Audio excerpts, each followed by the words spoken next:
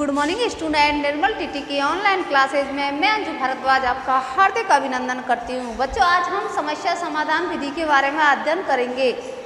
इससे पहले हमने मस्तिष्क उद्वेलन विधि के बारे में अध्ययन किया था। उससे पहले प्रयोग प्रदर्शन विधि, खोज विधि, इन सारी विधियों का हम अध्ययन कर चुके हैं। आज हम समस्या समाधान विधि, ये प्रयोजनवाद के बाद उत्पन्न हुई, अर्थात समस्या समाधान जॉन डीवी की जो विवेचनात्मक जो विचारधारा आई थी, उसके बाद में समस्या समाधान विधि के बारे में विचार आया, अर्थात उनकी विचारधारा से ही समस्या समाधान विधि का खोजा गया।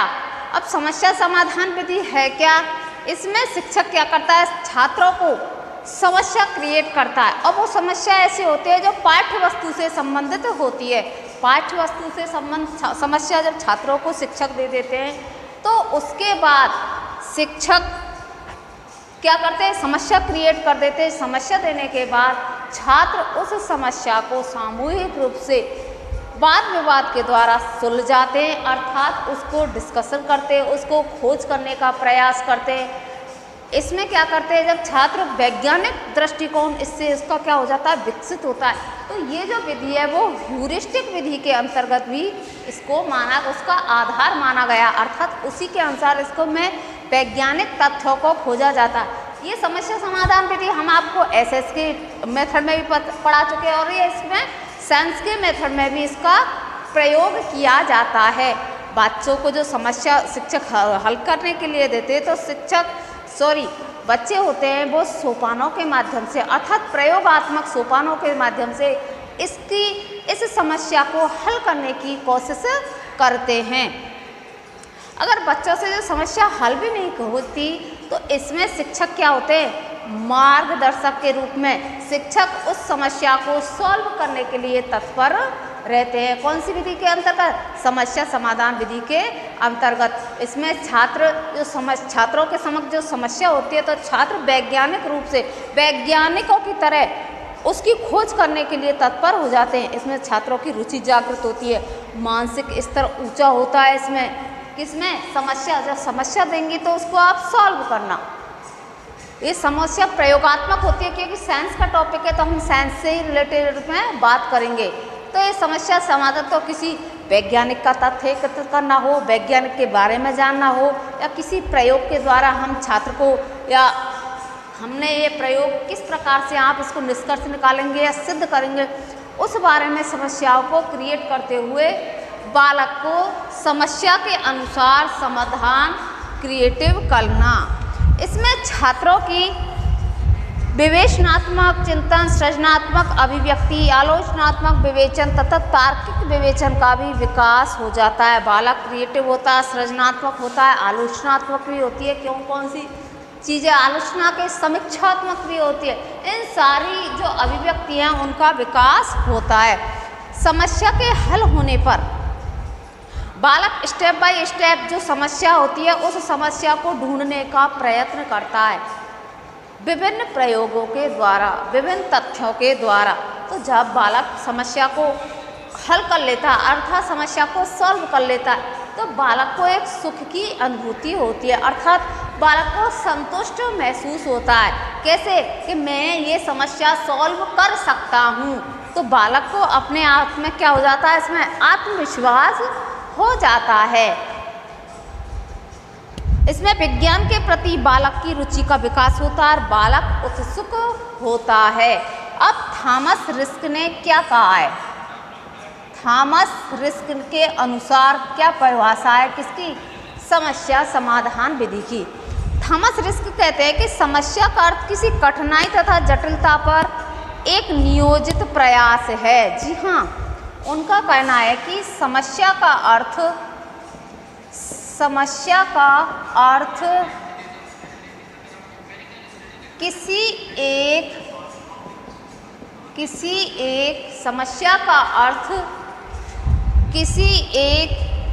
किसी कठिनाई तथा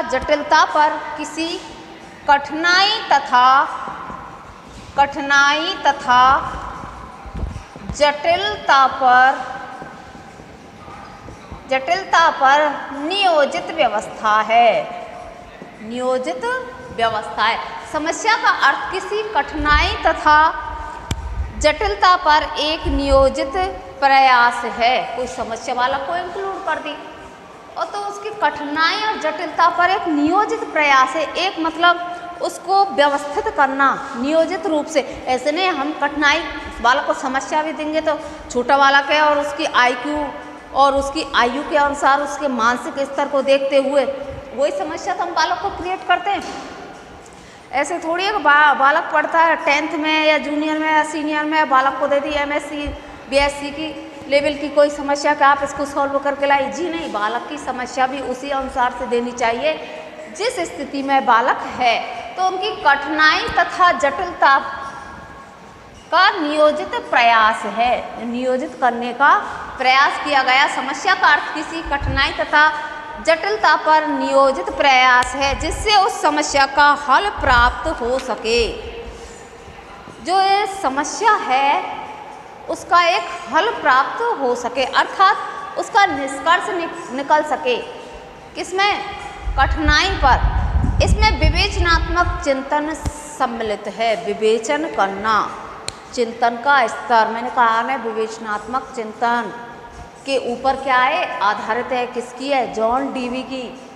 तो जो कहा है कठिनाई और सरलता पर एक नियोजित प्रयास है। शिक्षक को बालक को उस प्रकार की समस्या क्रिएट की जानी चाहिए जिससे बालक आसानी से उसका हल कर ले। बालक चिंतन करना इस पर सीख जाए। थॉमस रिस्क का विचार है कि समस्या समाधान विधि समस्या को छात्रों के मानसिक स्तर को ऊंचा उठाना। मैंने पहले आपको बताया ना कि इसमें छात्रों के मानसिक जो स्तर है उसको क्या करते हैं? ऊंचा उठाना, अर्थात विकसित करना।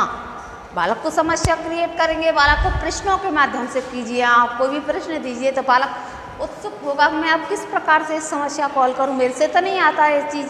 तो बालक उस प्रश्न का उत्तर ढूंढने के लिए उत्सुक होगा। तो उसके मानसिक स्तर क्या होगा? मानसिक स्तर का विकास करना, अर्थात मानसिक स्तर को ऊंचा उठाना। ये किसके द्वारा कही गई है? थॉमस रिस्क के द्वारा, जिससे वे अर्थपूर्ण विवेचनात्मक चिंतन प्रक्रिया से समाधान कर सके। ये उनकी किसकी परिभाषा है? थॉमस रिस्क की। समस्या का अर्थ किसी कठिनाई एवं जटिलता पर नियोजित प्रयास है। इससे छात्रों का विवेचनात्मक चिंतन एवं मानसिक स्तर को ऊंचा उठाया जा सकता है। अगली जो परिभाषा है वो है कुसलान और स्टोन के अनुसार। कुसलान और स्टोन, कुसलान और स्टोन ने क्या कहा है? कुसलान और स्टोन कहते हैं समस्या में वैज्ञानिक विचारों में पर्यावरण में कुछ जटिलता अस्वीकृत अलग घटना जिसकी व्याख्या की जा सके सम्मिलित है। पर्यावरण एवं वैज्ञानिक, पर्यावरण एवं वैज्ञानिक तथ्यों को कहा है इन्होंने। ऐसी समस्या, क्योंकि हम साइंस के मेथड में इसको पढ़ रहे हैं समस्या समाधान विधि को, तो बालक के समक्ष ऐसी समस्या या जटिलता या कठिनाई उत्पन्न नहीं करनी चाहिए जो हमारे पर्यावरण से संबंधित हो और हमारे वैज्ञानिक तथ्यों से उसको स्पष्ट किया जा सके। बालक विज्ञान के प्रति अपनी रुचि बता सके, अर्थात उसके अपने आप में रुचि का विकास हो। पर्यावरण से संबंधित कोई भी पेड़ पौधे और हमारी जो वायु से संबंधित जो भी हमारी समस्या है उसके प्रति बालक क्या हो? उत्सुक हो, उसकी रुचि जागृत हो और वैज्ञानिक तथ्यों को पदार्थों को वो आसानी से खोज निकाले। उन वैज्ञानिकों ने कौन कौन से प्रयोग किए, कौन कौन से प्रयोग हमारे भविष्य के लिए हितकारी हैं, उन सारी चीज़ों को एकत्रित करना। किसने कहा है? कुसलान और स्टोन के अनुसार पर्यावरण एवं वैज्ञानिक तथ्यों में को सम्मिलित करना। अगली जो परिभाषा है वो है आशुबेल के अनुसार। आशुबेल के अनुसार, आशुबेल इन्होंने क्या कहा है? आशुबेल ने कहा है समस्या समाधान में संप्रत्य निर्माण तथा खोज विधि एक भाग के रूप में सम्मिलित है। संपत्ति निर्माण एवं खोज विधि, संप्रत्य निर्माण एवं खोज विधि खोज विधि का भाग है। मैंने कहा ना ह्यूरिस्टिक विधि, इसी के अंतर्गत ह्यूरिस्टिक विधि इसका आधार है। इसमें भी खोज करना पड़ता है, जो संप्रत्य जो कॉन्सेप्ट दिया होता है उस कॉन्सेप्ट के उस समस्या को समाधान करने के लिए इसमें भी खोज विधि का प्रयोग किया जाता है। किसने कहा है? आशुवेल ने।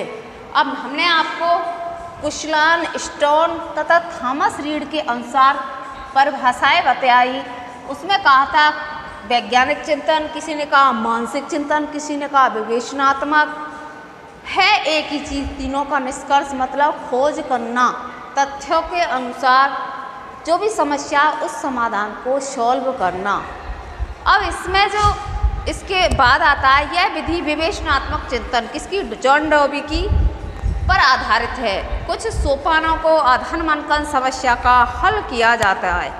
अब इसके स्टेप है कुछ सोपान। नंबर 1 समस्या परिभाषीकरण, समस्या की पहचान और परिभाषित करना। समस्या की पहचान और परिभाषित करना।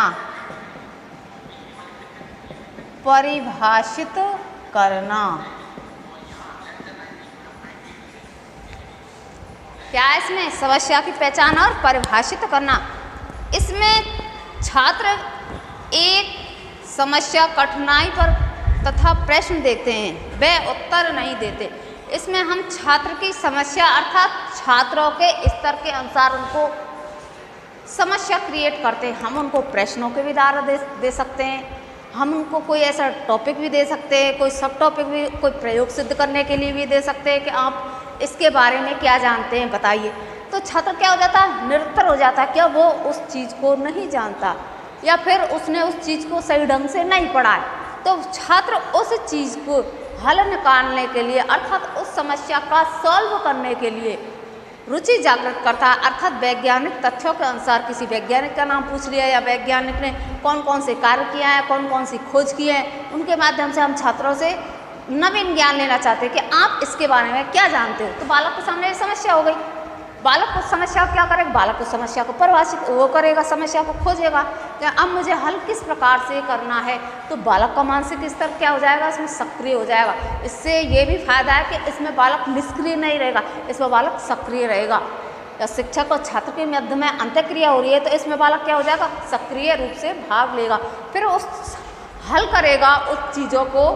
तो उसका फिर बाद में वो परिभाषीकरण भी करना चाहिए। सैद्धांतिक एवं व्यवहारिक ज्ञान होती है। एक अच्छी समस्या विषय के सैद्धांतिक एवं व्यवहारिक ज्ञान को भी परिभाषित करती है। समस्या क्रिएट करेगा शिक्षक, उनको समस्या देगा। ये बात नहीं है कि डायरेक्ट वो केवल बालकों के ऊपर छोड़ देगा कि आप ही करके लाइए, पर जितना हो सके आप इसको खोजिए। अगर नहीं खोज सकते बालक तो शिक्षक इसमें हेल्प करते हैं। शिक्षक की सहायता से इसको बालक क्या कर लेता है? समस्या को पहले तो पहचानेगा कि पूछ क्या रहे हैं, क्या कहना चाह रहे हैं, मुझे इसको किस प्रकार से सॉल्व करना है, तो उसको पहचान कर उसको परिभाषित करना।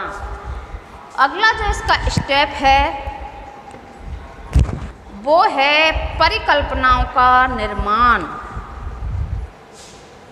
क्या है? परिकल्पनाओं का निर्माण। अब परिकल्पनाओं का निर्माण किस प्रकार से करेंगे? इसमें पूर्व ज्ञान, हाइपोथेसिस, पूर्वाग्रह, पहले से किसी के प्रकार धारणा बनाना, समस्या को दे दी छात्र को कि उस वैज्ञानिक के बारे में आप वैसे ही सोचने लग जाओगे क्या क्या चीज़ है, क्या करिए, ऐसे हाइपोथेसिस। फिर उनको परिकल्पना व्यक्त भी होती है, हम उसको परीक्षण के द्वारा भी मापते हैं। इसका जो अगला स्टेप आएगा वो परीक्षण भी कराएगा। तो इसमें छात्र क्या करता है? समस्या को केंद्रित करने के लिए उससे संबंधित उद्देश्य निर्धारित किए जाते हैं, जिससे उस समस्या पर कार्य करना स्पष्ट हो जाता है। बालक को जो समस्या क्रिएट की जाती है, जिस समस्या को शिक्षक बालक को देता है, तो उसके उद्देश्य, उससे लक्ष्य, उसके लिए क्या साबित करेंगे। जो हम क्वेश्चन बालक से पूछ रहे हैं, जो बालक से प्रयोग करवाना चाहते हैं, वो बालक के लिए भविष्य में लाभदायक है या नहीं, या बालक उससे कुछ सीख पाएगा या नहीं सीख पाएगा, या उसके हित के लिए ये कार्य है या नहीं, इन उद्देश्यों की पूर्ति पहले स्पष्ट की जानी चाहिए, जिससे समस्या पर कार्य करना स्पष्ट हो जाए। पूर्व ज्ञान का अध्ययन कर कार्य की रूपरेखा बनाने के लिए परिकल्पनाएं निर्मित करनी चाहिए। पूर्व ज्ञान के आधार, बालक का पूर्व ज्ञान तो हम देखते ही हैं पहले ही कि उसका पूर्व ज्ञान प्रीवियस नॉलेज कितना, उसके अनुसार ही हम बालक से कुछ बालक विभिन्न प्रकृति के बालक होते, कोई बालक जैसे हम सोचते मंद बुद्धि, कोई डल, कोई प्रतिभाशाली, कोई सृजनशील, बालक स्वयं ही हो जाता। बालक की ऊपर से तो बालक को सब एक जैसा बनाता है भगवान, पर कोई तो अपने माइंड को डेवलप कर लेता है, कोई बालक अपने माइंड को डेवलप नहीं करता है। कुछ पारिवारिक कारण होते हैं, कुछ सामाजिक भी होते हैं, कुछ कैसा भी कारण मान लीजिए आप, तो उन परिकल्पनाओं का निर्माण करना अर्थात पूर्व ज्ञान के आधार पर बालक को समस्या क्रिएट करवाना और उनके द्वारा हाइपोथेसिस के द्वारा विभिन्न चरों के माध्यम से हम इनका निर्माण कर सकते हैं। विभिन्न चर होते हैं, जैसे स्वतंत्र चर, आश्रित चर भी बहुत प्रकार के होते हैं, तो उनके द्वारा संबंधित जो परिकल्पनाएं होती हैं उससे संभावित उत्तर की ओर इशारा करती हैं। हम जो कल्पनाएं करते हैं कि हाँ बालक को समस्या दे दिए, फिर संभावित बालक सोचेगा शायद उन वैज्ञानिकों ने ये तथ्य एकत्रित किए, तो संभावनाएं थे आपने सिद्ध नहीं किया, परीक्षण करेगा परिकल्पनाओं का, तब वैध होंगे, तब सिद्ध होगी। तो ये संभावित जो उत्तर है उसकी ओर क्या करती है, प्रेरित करती है कौन, परिकल्पना। तो परिकल्पनाओं का क्या करना चाहिए, निर्माण। उसके बाद आता है परिकल्पना का परीक्षण और समस्या का प्रमाण पत्र। परिकल्पना का परीक्षण, परिकल्पना का परीक्षण एवं समस्या का प्रमाण पत्र। जी हाँ, क्या है, परिकल्पना का परीक्षण तथा समस्या पर प्रमाण पत्र करना। परिकल्पना परीक्षण के लिए प्रयोग करना आवश्यक है। प्रयोग की संरचना, उस पर कार्य करना और वहाँ से प्रमाण पत्र प्राप्त करना। प्रयोग करते समय शिक्षक की सहायता से सही अवलोकन करना तथा आंकड़े प्राप्त करना है। मैंने कहा परिकल्पनाओं का निर्माण किया जा सकता है, संभावित उत्तर देना, संभावित इशारे की तरफ मुड़ जाना, शायद ये हो सकता है। उस वैज्ञानिक ने ये रिसोर्स से इन चीज़ों का निर्माण किया, शायद संभावित उत्तर की तरफ हम पहुँचे। अब उनका परीक्षण करो, जो भी आपने तथ्य आंकड़े एकत्रित किए उनका परिकल्पना में कितना वैधता है, कितनी शुद्धता है, उनका परीक्षण करते हुए समस्या को प्रमाण पत्र के द्वारा प्रस्तुत करना या समस्या का प्रमाण पत्र लेना। ये समस्या क्रिएट की और इतना हमने इसका क्या किया था, परीक्षण किया था। इस परीक्षण से हमें ये आंकड़े एकत्रित हुए। उस वैज्ञानिक ने इन तथ्यों के बारे में कहा था, इन प्रयोगों को उन्होंने किया था, तो ये हम केवल उनका क्या करेंगे इसमें, परीक्षण। अब परीक्षण के बाद क्या होगा, परिणामों की व्याख्या करना। परीक्षण कर लिया आपने, जो भी रिसोर्स लेके आए, अब क्या करोगे, परिणामों की व्याख्या करना,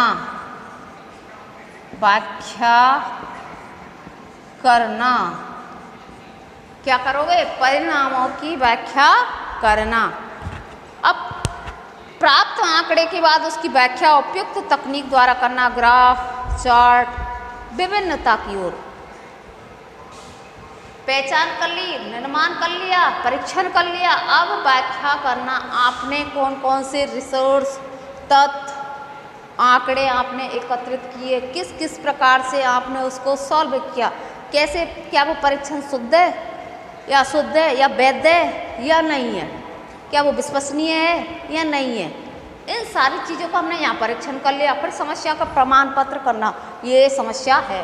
फिर परिणामों की व्याख्या के हमने जो कार्य किए हैं उन कार्यों का ये विश्लेषण है। उन्हें आप डेटा एकत्रित करके ग्राफ के द्वारा, चार्ट के द्वारा या मॉडल के द्वारा छात्रों के समक्ष प्रस्तुत कर सकते हो, या छात्रों के समक्ष उनका एक एक करके विश्लेषण करना। किसी वैज्ञानिक ने जो परीक्षण किए हैं या हमारे जो मिसाइलें किस प्रकार से बनाई जाती है, मिसाइलों के लिए कौन कौन से पार्ट चाहिए, किस किस प्रकार की प्रयोग की सामग्री चाहिए, बाहर से आती है या हमारे इंडिया के अंदर ये सारी सामग्री मिल जाती है, मिसाइल के बारे में कर देना। या फिर कोई भी ऐसी नई खोज हुई है, उस खोज में कौन कौन सी चीज़ें लगी है, उन चीज़ों के बारे में व्याख्या कर देना। जो भी आपने रिसोर्स लिए, जो भी जिसका भी आपने परिकल्पना के द्वारा परीक्षण किया, उन परीक्षण के द्वारा जो परिणाम आए, उन परिणामों की आपको व्याख्या करते जाना। अगर आप मौखिक रूप से करोगे तो छात्र के ऊपर से वो सारी चीज़ें निकल जाएगी। आप मौखिक के साथ साथ व्याख्यान मेथड के साथ साथ आप विषयगत साइंस की जो आपने प्रोजेक्ट बनाए, साइंस के जो मॉडल, चार्ट, ग्राफ वो बनाए, उसके द्वारा छात्रों को समझाएंगे तो वो शायद बहुत ही सटीक रहेगा और स्थायी ज्ञान भी होगा। इसके बाद आती है हमारी परिणाम की व्याख्या हो गई। उसके बाद आएगा निष्कर्ष निकालना। जी हाँ, नंबर 5 है इसमें निष्कर्ष निकालना।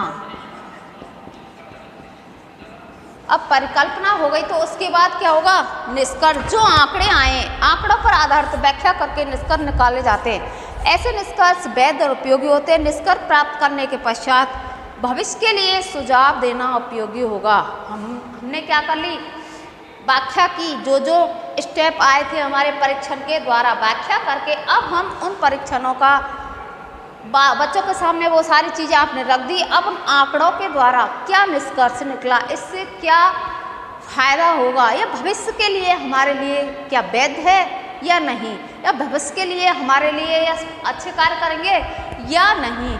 ये आपके 5 सोपान हो गए किसके, समस्या समाधान विधि के। नंबर 1 है समस्या की पहचान और परिभाषित करना। समस्या को पहचानना, क्या समस्या कैसी है, बच्चा सॉल्व कर पाएगा, उत्तर देगा या नहीं देगा, फिर उसको परिभाषित करना। दूसरी है परिकल्पनाओं का निर्माण। अब उसके बाद आपको परिकल्पना सुसंभावित उत्तर की ओर पहुंचना परिकल्पना के द्वारा। फिर परिकल्पनाओं का परीक्षण, जो भी आपने रिसोर्स लिए हैं उनका परीक्षण, वो वैध है या नहीं। नंबर 4 है परिणामों की व्याख्या। जो परीक्षण के अंतर्गत जो भी आपके रिसोर्स आए, जो भी आंकड़े आपने प्राप्त किए, वो मॉडल, ग्राफ, चार्ट के द्वारा बच्चों को व्याख्या के अंतर्गत समझाना। फिर नंबर 5 है निष्कर्ष निकालना। जो भी आपका निष्कर्ष है उसको निकालना। अब है इसमें समस्या समाधान को प्रभावित करने वाले कारक। ये हैं आशुबेल के अनुसार समस्या समाधान को प्रभावित करने वाले कारक। ये कारक क्या होते हैं, वैध भी होते हैं। किसके अनुसार, आशुबेल के अनुसार। आशुबेल के अनुसार। नंबर 1 है सफल समस्या समाधान करने वाले कम लड़खड़ाते हैं। जी हाँ, जो सफल समस्या होती है, सफल समस्या करने वाले कम लड़खड़ाते हैं। क्या है, जो समस्या होती है हमारी, समस्या ऐसी होगी, हम समस्या देंगे कैसे, बालक के आयु के अनुसार, मानसिक स्तर के अनुसार, उसकी कक्षा के अनुसार, उसके विषय वस्तु में जो चीज़ है, पाठ्य वस्तु के अनुसार हम समस्या देंगे तो वो समस्या क्या होगी, सफल ही होगी। तो इसमें जो विद्यार्थियों को हम समस्या देते हैं, शिक्षक, मार्गदर्शक शिक्षक होता है, पथ प्रदर्शक भी शिक्षक होता है, तो उसमें बालक क्या होते हैं, कम लड़खड़ाते हैं, अर्थात वो सफल समस्या हो जाती है। अगला जो इसका पॉइंट है वो है वे समस्या पर केंद्रित रहते हैं। जो बालक होते हैं वो क्या होते हैं, समस्या पर केंद्रित। क्या होते हैं, समस्या पर केंद्रित। जो समस्या होगी, एकाग्रचित होकर हम कोई कार्य करेंगे। बालक को आपने समस्या दे दी तो बालक ये थोड़ी है कि वो नेगलेक्ट कर जाएगा, उस समस्या पर क्या रहेगा, केंद्रित। अब आप अपने एग्जाम की तैयारी करते हो तो क्या करते हो, आप दिन रात एक कर देते हो, मेहनत एक कर देते हो। आपको अपना कंपटीशन एक ही चीज़ याद है कि बस हमें ये करना है, ये फाइट करनी है, ये फाइट करनी है, तो उस पर वाला क्या रहेगा, केंद्रित रहेगा। तो ये भी इसके समाधान के रूप में प्रभावित करने वाले कारक है। अगला जो है वो है पूर्व ज्ञान एवं समस्या में से संबंध स्थापित करना। पूर्व ज्ञान एवं समस्या में सह संबंध स्थापित करना। क्या हुआ इसमें? बालक की प्रीवियस नॉलेज, पूर्व नॉलेज के अनुसार वो वैसे भी कितना जानता उसमें और समस्या में, उसके अनुसार इस समस्या में सह संबंध स्थापित करना। बालक के नॉलेज के अनुसार बालक को हम समस्या क्रिएट करते हैं, क्या बालक इस समस्या को सॉल्व कर पाएगा या नहीं, तो उसके पूर्व ज्ञान और एवं समस्या में सह संबंध स्थापित करना। बालक को पूर्व नॉलेज के अनुसार हम उससे पूछते हैं, उसका IQ लेवल हम देख लेते हैं, क्या बालक इस समस्या को करने में है, तत्पर है, राजी है, या उसका मानसिक स्तर इतना है कि बालक कर पाएगा।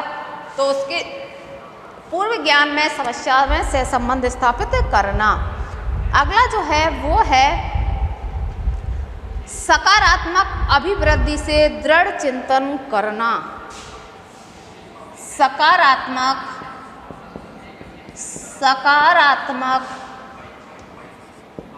दृढ़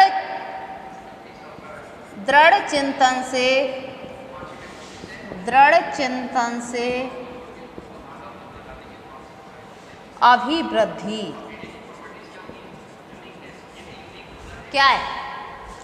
सकारात्मक अभिवृद्धि से दृढ़ चिंतन करते हैं। सकारात्मक अभिवृद्धि से क्या करते हैं? दृढ़ चिंतन। पॉजिटिव थिंकिंग होगी, मानसिक उनकी सकारात्मक होगी, नेगेटिव नहीं हुई। हाँ, मैं ये कार्य कर सकता हूँ, तो पॉजिटिव थिंकिंग मैं उसकी अभिवृद्धि होते हुए दृढ़ चिंतन करते, इस कार्य को किस प्रकार मैं सॉल्व कर सकता हूँ, मैं इस कार्य को कर सकता हूँ। नहीं तो उनके युग में आता ही नहीं है, नहीं तो उनका है ही नहीं है। कार्य को करना अर्थात सकारात्मक अभिवृद्धि से दृढ़ चिंतन करना, दृढ़ निश्चय कर लेना कि मुझे ये कार्य करना ही है। तो ये भी प्रभावित करने वाले कार्य हैं समस्या को सॉल्व करने के लिए। अगला जो इसका स्टेप है वो है समस्या समाधान में स्वयं आश्वस्त होना। समस्या समाधान में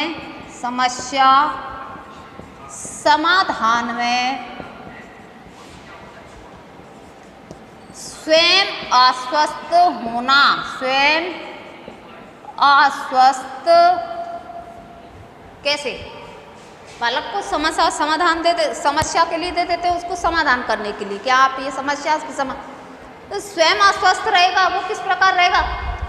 क्योंकि जो भी हमने उसको समस्या क्रिएट की है उसके पूर्व नॉलेज के अनुसार, उसके आयु के अनुसार, उसकी मानसिक स्तर के अनुसार, तो बालक इसमें स्वयं आश्वस्त रहेगा। क्या है, इसको तो मैं कर लूँगा, मुझे उन तथ्यों को एकत्र करना है, या मुझे उन गुरुजियों की सहायता लेनी है, या उन आंकड़ों के अनुसार, जिन आंकड़ों को मुझे इनमें लेना है, या जिन वैज्ञानिकों ने जो रिसोर्स खोजे, जो प्रयोग किए, उन प्रयोग के द्वारा मैं कर सकता हूँ, तो बालक आश्वस्त रहता कि हाँ मैं इसको सॉल्व कर दूंगा।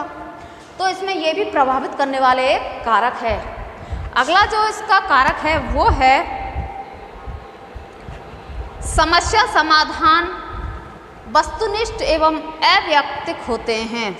समस्या जो समाधान होते हैं वो वस्तुनिष्ठ होते हैं, और एक पर्टिकुलर व्यक्ति में अवैयक्तिक होते हैं।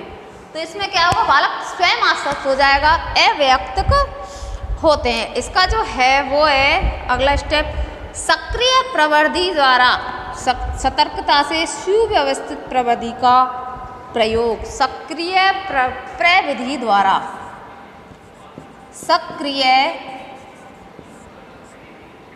प्रविधि द्वारा सुव्यवस्थित सक्रिय प्रविधि द्वारा सुव्यवस्थित प्रविधि का प्रयोग आवश्यक है। प्रविधि का प्रयोग आवश्यक है। क्या बताया इसमें? सक्रिय प्रविधि द्वारा जो हम समस्या सॉल्व कर देंगे, जो सक्रिय रहेगी, उसको सुव्यवस्थित करके प्रविधियों द्वारा प्रयोग करना आवश्यक है। मतलब सक्रिय रूप से बालक इसमें भाग लेकर के उन विधियों को प्रविधियों के द्वारा, उन मेथडों के द्वारा बालक इसको आसानी से हल करने की कोशिश करता है, अर्थात बालक उसको आसानी से हल कर लेता है। बालक हल कर लेगा, उस समस्या को सॉल्व कर लेगा, तो बालक को क्या होगा, इसमें संतोष का अनुभव होगा। तो ये आज हमने आपको समस्या समाधान विधि के बारे में बतलाया।